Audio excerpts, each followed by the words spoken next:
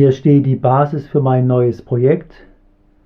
Wieder ein Kinderfahrradanhänger, den habe ich aus der Nachbarschaft geschenkt bekommen.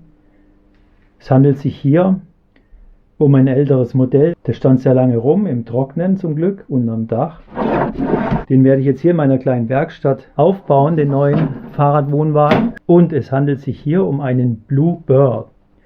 Sei herzlich gegrüßt in diesem Video. Hier geht es hauptsächlich darum, diesen Kinderfahrradanhänger zu demontieren, auszuschlachten und herzurichten, damit ich dann sozusagen dieses Fahrgestell, die Basis für den neuen Fahrradwohnwagen aufbauen kann, also aus diesen Vierkantrohren alles draufschrauben, verkleben kann. Das wirst du hier in diesem Video sehen. Und im Weiteren geht es darum, diese Stützen anzubringen, die hier im Eck sind und diese Verbindung für diese Front- und Rückwand. Und hier gehe ich noch auf die Frage ein, warum ein neuer Fahrradwohnwagen, das wurde immer wieder gefragt. Wie ich es alles umsetze, kannst du hier mitverfolgen. Ich wünsche dir viel Vergnügen beim Zuschauen. Ja, und ich habe den jetzt hier geschenkt bekommen aus der Nachbarschaft. Der eignet sich eigentlich ideal als Basis für meinen neuen Fahrradwohnwagen. Diese Achshalterung und alles brauche ich gar nicht machen, ist schon alles vorgefertigt. Und hier werde ich wieder Vierkantrohre dran und drauf schrauben. Die ganze Wanne und das Verdeck kommt natürlich weg. Brauche ich nicht. Und dann schaue ich mal, was das Grundgerüst hier wiegt. Ich vermute mal, das ist aus Aluminium. Da wo der Lack hier fehlt, sieht es danach aus. Denn diverse Anbauteile, wie hier diese Deichsel, sind nämlich aus Eisen oder zumindest diese Deichselaufnahme. Die Deichsel selber werde ich aber auch gar nicht verwenden. Die ist wieder aus Aluminium vermutlich. Mal schauen. Dieser Klappmechanismus hier hat mich auf eine Idee gebracht. Den möchte ich übertragen auf meinen neuen Faltfahrradwohnwagen. Es ist hier leider in der falschen Richtung. Ich möchte es nicht so zusammenklappen, sondern ich möchte nachher hier ab einer Höhe von 35 cm mal schauen, die Front- und die Heckplatte so runterklappen können. Und dann kann ich da nachher ein Dach drauflegen. Genaueres später dann. Das Lustige hier an dem Anhänger war, der jetzt am Straßenrand jahrelang stand, ist für eine Katze zu einem gemütlichen Schlafplatz geworden. Vielleicht kann man es hier erkennen, hier hängen noch ein paar Katzenhaare drin. Jetzt hat sie ihn leider nicht mehr. Ich werde jetzt hier draußen den Karawan bauen. Das ganze Geraffel brauche ich natürlich nicht, das kommt ab. Diese Stangen hier, die Bügel wieder, da brauche ich auch nichts, ich brauche nur das Untergestell. Außen hat er auch wieder ungefähr 86 cm. Ich finde, er kann ruhig ein bisschen breiter werden. Das nehme ich lieber in Kauf, dann durch manche Engpässe nicht durchzukommen, als hier innen. Eine Schlafbreite zwischen den Radkästen bedeutet es nachher, von gerade mal 58 oder noch weniger zu haben, also nicht mal 60 cm. Auf die will ich auf jeden Fall kommen. Deswegen werde ich diesen Rohrrahmen hier trennen in der Mitte und verbreitern mit einem Innenrohr. Ja, so ist mal mein Vorhaben hier. Und jetzt lege ich mal los, den hier zu zerlegen, den Anhänger, damit ich weiß, welches Innenrohr ich hier brauche, denn ich gehe jetzt zu meinem Alu-Großhändler Metalldisch und hole meine Bestellung ab, die ganzen Vierkant, Rundrohre und alles, was ich da bestellt habe.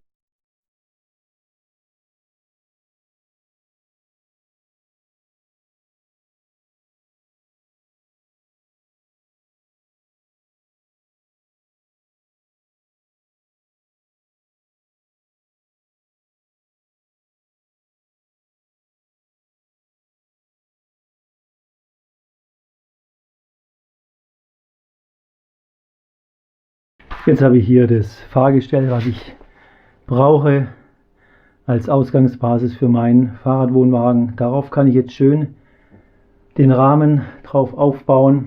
Hier dran an dem Rahmen lässt sich jetzt gut der Grundrahmen, wie auch immer der ausgeführt wird, aufbauen. Und es ist auch stabil genug. So ein Kinderanhänger ist ja auch durchaus bis 56 oder 60 Kilo zugelassen. Und viel mehr wird der Fahrradwohnwagen auch gar nie wiegen, auch im vollbeladenen Zustand. Mein Ziel ist ja weit unter den 40 Kilo zu bleiben. Ich möchte ja konsequent Leichtbau betreiben. Das wiegt auch jetzt nicht mehr viel. Ich kann jetzt hier 5 Kilo, nee, nicht mal, 4,5 Kilo ablesen. Und an dieser Stelle möchte ich mal die Fahrrad-Community begrüßen. Ich freue mich, dass das immer mehr werden und dass so viele schöne, kreative Fahrradwohnwagen da entstehen. Für mich gibt es da auch kein falsch und kein richtig. Ich finde, alle Fahrradwohnwagen-Ausführungen haben seine Daseinsberechtigung. Und ich schaue mir auch fast alle Fahrradwohnwagen-Videos an, lasse mich davon inspirieren, übernehme auch die Sachen, die ich gut finde. Und speziell übernommen habe ich Sachen vom Brian und vom Alex Tech.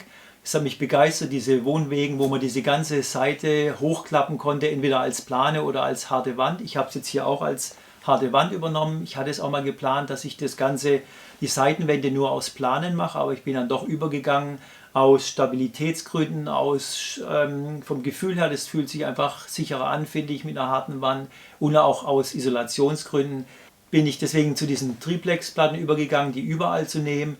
Dankeschön an euch beide an dieser Stelle hier für euren Erfindergeist, und das habe ich jetzt hier so auf meine Art und Weise umgesetzt und bin mal gespannt, wie das Ganze klappt, so mit der Dichtigkeit und so ein paar Ecken. Das sind schon noch ein paar Herausforderungen, die wirklich hinzubekommen, aber ansonsten bin ich guter Dinge, dass es ein richtig cooler Fahrradwohnwagen wird, der sich wirklich gut bewährt im Camper-Abenteuereinsatz. Ja.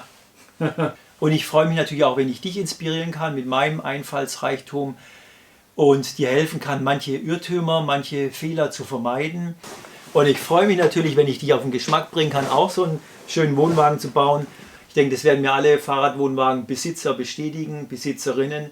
Das ist einfach klasse, das ist genial, mit so einem Fahrradwohnwagen unterwegs zu sein, eine Ausfahrt zu machen, an einen schönen See oder an einen schönen Ort einfach hinzufahren, da seinen Wohnwagen aufzustellen und in der Natur genießen und trotzdem einen kleinen geschützten Raum um sich herum zu haben, in dem man komfortabel schlafen kann, kochen, essen, was auch immer, Filme angucken. Also es ist echt eine klasse Sache, so einen Fahrradwohnwagen zu haben. Ich möchte es nicht mehr missen, und das habe ich bei dem ersten Fahrradwohnwagen meiner Dreambox schon gemerkt, wie genial das Ganze ist. Gleichzeitig habe ich gemerkt, was ich noch vermisse, was noch nicht meinen Bedürfnissen entspricht.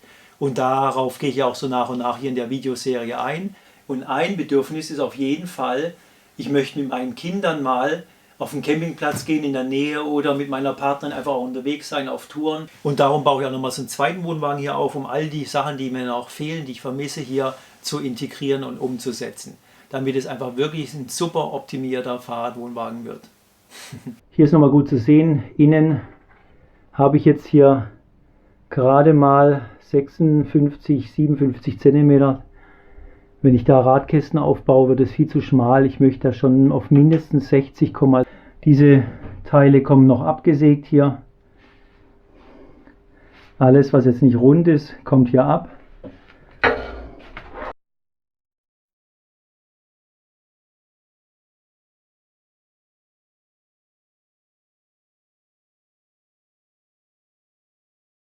Ja, noch ein schönes Grundgestell.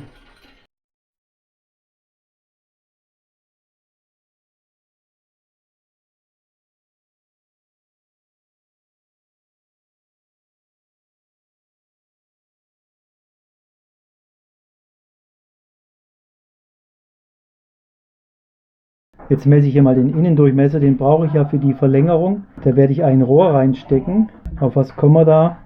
Leider nicht ganz 22, das gäbe es als nächstes Rohr. Darunter bei 20, das hätte dann zu viel Spiel.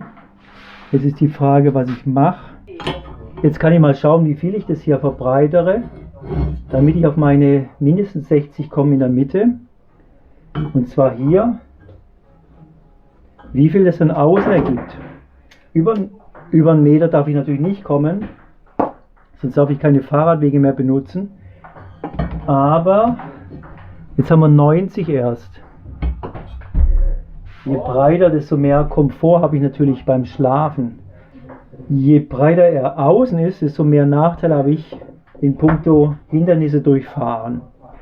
Aber ich denke so vielleicht 92 kann der durchaus sein. Hier innen drin habe ich entdeckt, da war ja früher hier eine Schweißnaht drauf von der Halterung, dass hier innen drin Schweißhubbel entstanden sind. Prima, so lasse ich es jetzt. Ich habe keine Drehbank, deswegen mache ich das jetzt hier ein bisschen umständlich. Habe mir hier eine Bohrmaschine, einen Holzstock reingesetzt Da kann ich das Alurohr draufsetzen und das hier ein bisschen abdrehen. Wäre natürlich mit der Drehbank viel eleganter, aber das habe ich nicht. Deswegen versuche ich mir jetzt hier so zu helfen. Natürlich schwierig, das ganz genau zylindrisch und plan hinzubekommen. Hier liegen jetzt die Teile und der Plan ist jetzt hier, diese Überbrückungshülsen hier reinzuklopfen.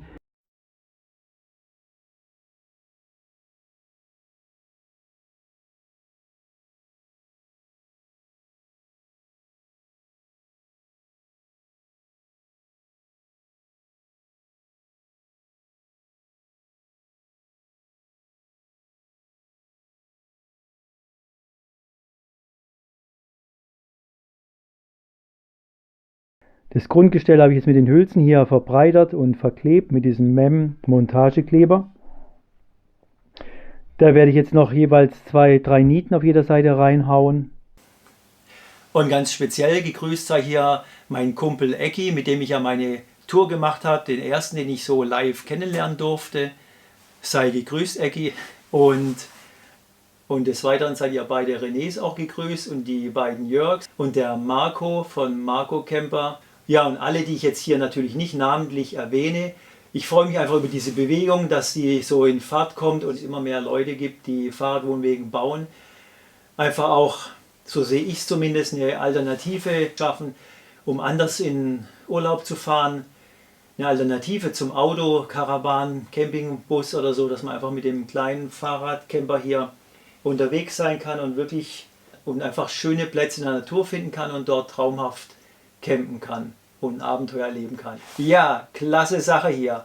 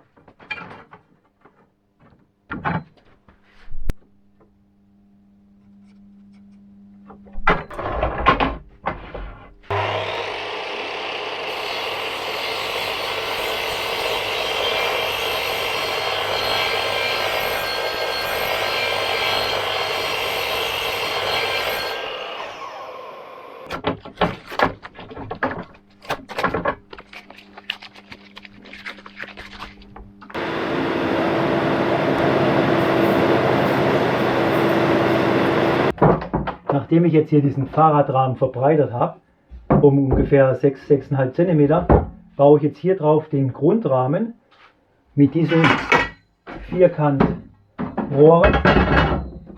Habe ich mir schon mal zurechtgesägt. Die kommen jetzt hier so drauf geschraubt mit Schrauben und werden hier noch verbunden mit Montagekleber.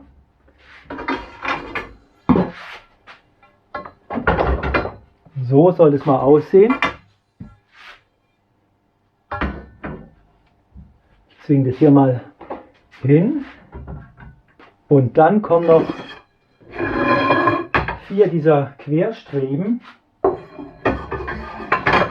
Hier wird es wieder am Fahrradrahmen verschraubt. Und dann hier jeweils auch mit einer Schraube durch. Es gibt dann wieder diese stabile Kreuzverbindung, nenne ich es mal. Dann ganz hinten kommt natürlich einer. So ist es mal gedacht. Und ich denke, das sollte dann eine gute Basis bilden für den Fahrradwohnanhänger. Da kann ich dann drauf aufbauen. Ich werde ja hier kein Brett verwenden, sondern ich werde hier mit Gurtband mir ein quasi Lattenrost wickeln. Ich möchte ja weich liegen, also warum brauche ich jetzt hier einen harten Untergrund? Wenn ich komfortabel hier schlafen möchte, möchte ich lieber von vornherein weich was aufbauen. Das muss ich mal gucken. Damit kann ich natürlich auch viel mehr Gewicht sparen. Das wiegt fast gar nichts und die sind sehr reißfest, diese Gurtbänder.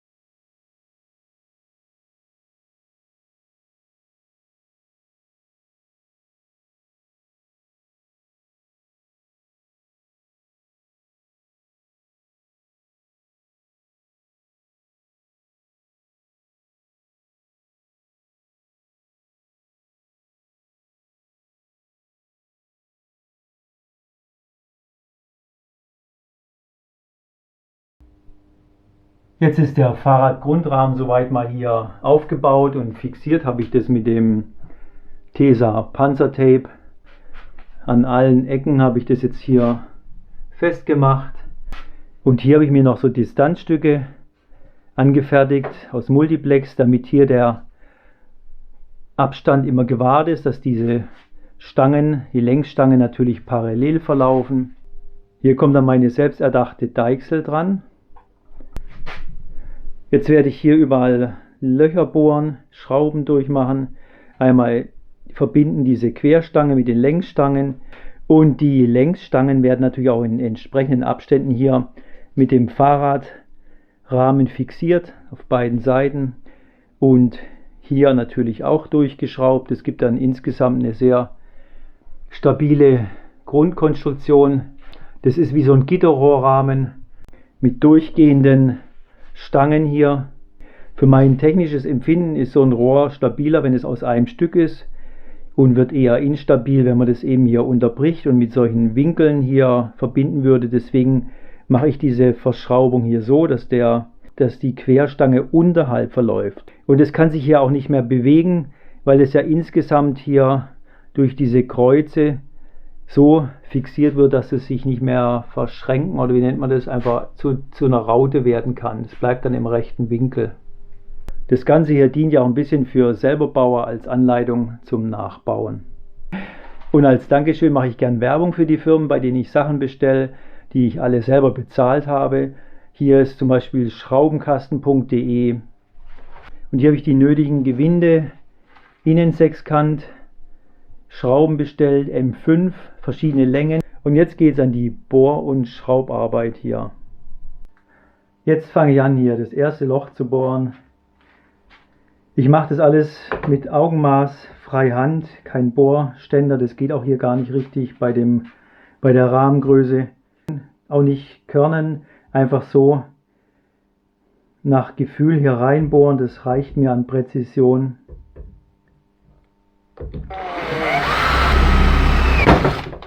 Grob ausrichten, ob es im Lot ist, der Bohrer. Und hier verwende ich immer Unterlagsscheiben, einfach damit der Druck verteilt wird. Das ist ja nur ein 1,5er Material. Das wird es reinbiegen. Und ich nehme hier auch nur M5er Schrauben aus Gewichtsgründen. Von der Stabilität reicht es völlig aus. Und von unten natürlich auch eine Unterlagsscheibe. Und ich nehme hier so selbstsichernde Muttern. Ich möchte hier immer den gleichen Drehmoment verwenden. So, ganz leicht zieht es das rein, aber das darf es auch ruhig. Die erste Schraubenverbindung steht, geht hier durch die Querstange durch, kommt hier unten raus mit der selbstsichernden Mutter gesichert.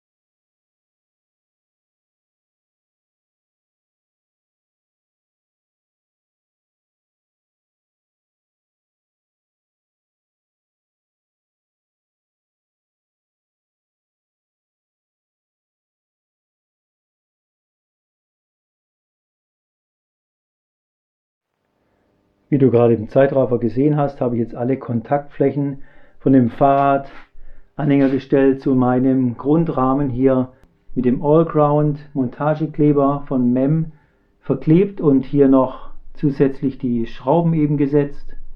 Hier und hier die Querschrauben rein gedreht und hier noch die Fuge aufgefüllt mit dem Klebstoff, welcher gleichzeitig ein Dichtstoff auch ist, damit hier einfach wirklich eine satte Verbindung entsteht.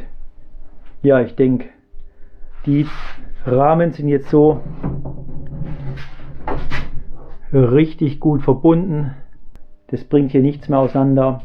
Und diese Stangen unterstützen natürlich hier noch die Längsrohre zusätzlich, so dass hier einfach wirklich keine Knick- oder Verbiegungsgefahr besteht. Sonst könnte ich natürlich auch eigentlich diesen Fahrradrahmen mir sparen und diese Aufnahmen für die Räder könnte ich natürlich hier auch dran nieten, dran setzen. Mit dem Winkel würde ich das dann machen. Dann könnte man diese Stangen auch nochmal sich sparen. Aber ich habe es einfach jetzt mal so gemacht. Dann habe ich weniger Arbeit mit der Anfertigung von diesen Laschen hier, der Aufnahme für die Felgen, für die Räder. Ja, jetzt kann der Aufbau beginnen. Der Grundrahmen ist dann somit eigentlich schon fast fertig.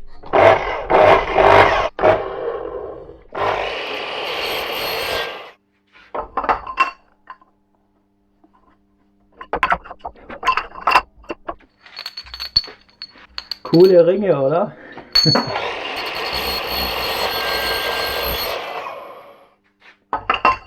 Alle bündig abgeschnitten.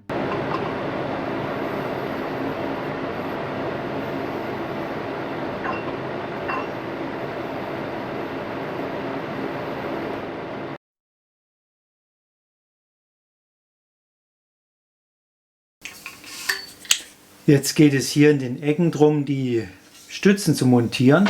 Dazu habe ich mir so ein Winkelprofil gekauft.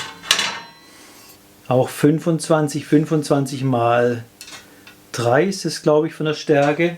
Und der Fuß kommt dann hier unten rein. Der wird so ein Stück rausgucken. Ja, und hier oben ragt er dann in den Wohnwagen rein. Das stört mich jetzt nicht an den Ecken.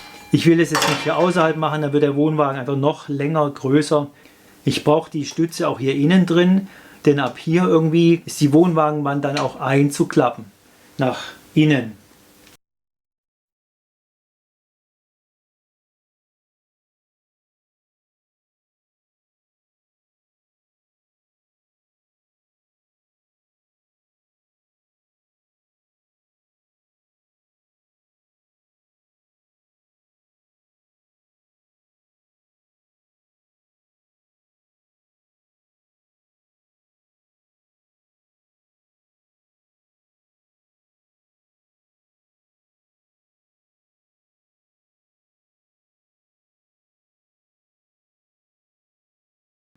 Jetzt habe ich hier die Winkel befestigt mit diesen 2 Schrauben.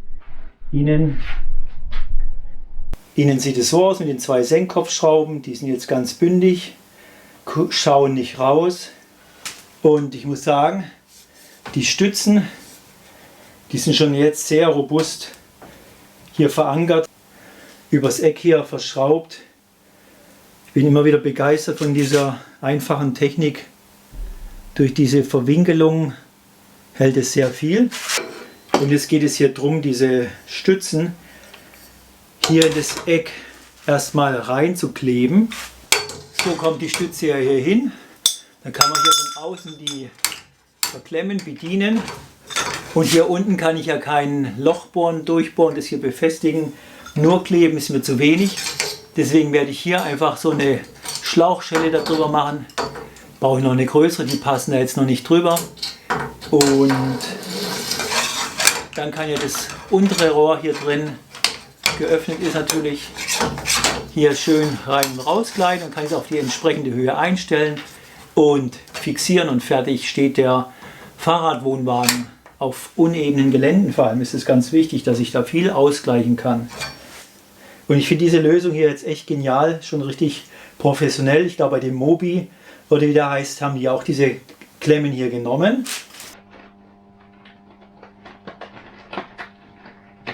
Wie findet ihr meine neue Lesebrille? Extra geleistet für das Video hier. Reinigungstücher, Spiritus großzügig hier entfetten. Ah, ich wollte es noch schmürgeln, das habe ich jetzt fast vergessen hier. Ich will die ganze Geschichte aufrauen. Davon verspreche ich mir noch einen besseren Halt. Schmirgelpapier, wo haben wir es? Da. Da nehme ich jetzt 120er Schmirgelpapier und ich mache einfach mal hier so ein bisschen, nur einen kleinen Kontakt, die Röhre. An allen 4 Ecken natürlich.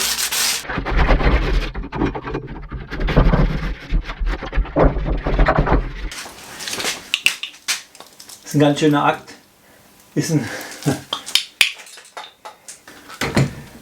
Das ist echt ein ganz schöner Akt, hier so ein Video zu erstellen. Darum freue ich mich über eine Anerkennung deinerseits, vielleicht mit dem Daumen hoch oder ein schönes Kommentar.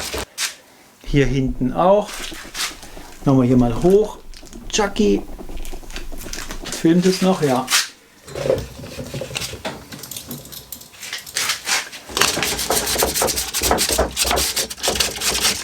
Gar nicht mal fatzig ganz, sondern einfach ein bisschen angraut.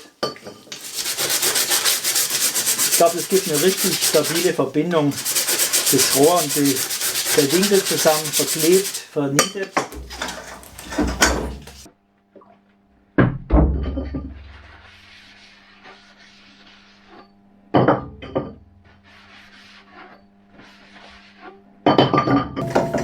Von unten nach oben. Ja, das ist dann so richtig satt. In so einem Bett sitzt.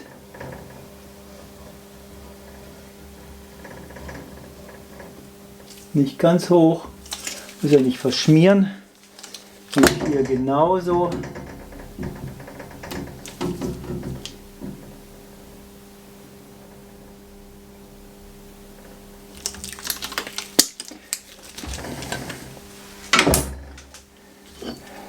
Die 2 hier und hier habe ich es aufgeraut. Jetzt drücke ich es da einfach rein. Ja. Das habe ich noch nie gemacht, einfach mein erstes Mal hier. Aber ich merke jetzt schon, das sitzt sehr fest. Wow. Das Klebeband mache ich jetzt zusätzlich, damit es nicht nach unten rutschen kann hier. Mit Handschuhen geht es alles ein bisschen schwieriger. So, jetzt mal gucken, wie das mit diesen Kabelbindern hier geht. Ganz normal eingefädelt. Ich mache es hier aufs Eck.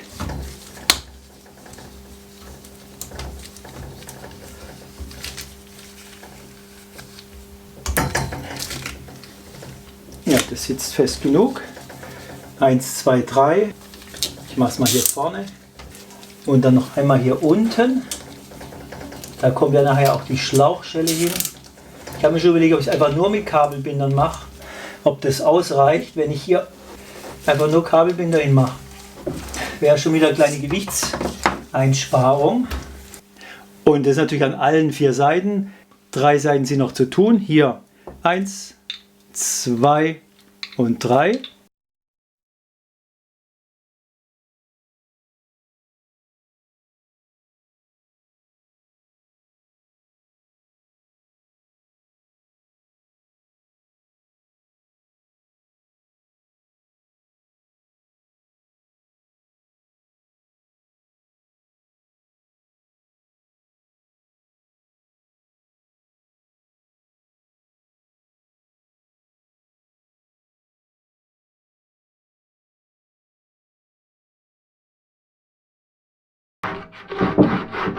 Anrauen, Schrauben rein, Loctite drauf,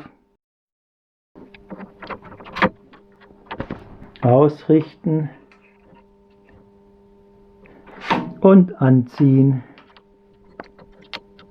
Ich habe überlegt, ob ich die verkleben soll, weil abfallen darf das auf keinen Fall während der Fahrt. Und hier rüttelt es ja viel mehr bei so einem Fahrradwohnwagenanhänger als bei einer Zeltstange. So, sitzt, passt. Jetzt ermittle ich hier, wie lang die Innenstange sein muss. Das sind jetzt hier reine in der Höhle 41 Und dann kommt noch ein Fuß dran, 45. So, und dann kommt die Stange hier rein. Und fest ist sie. Und hier kommt noch ein kleiner Fuß dran. Also die halten wirklich viel, die Stützen. Das kann man nicht so schnell eindrücken hier. Das war es erstmal in diesem Video. Ich freue mich, dass du dir die Zeit genommen hast, dieses Video anzuschauen. Und schau gerne in meine weiteren Videos rein, denn es geht spannend weiter. Ciao, ciao, dein Mahamax.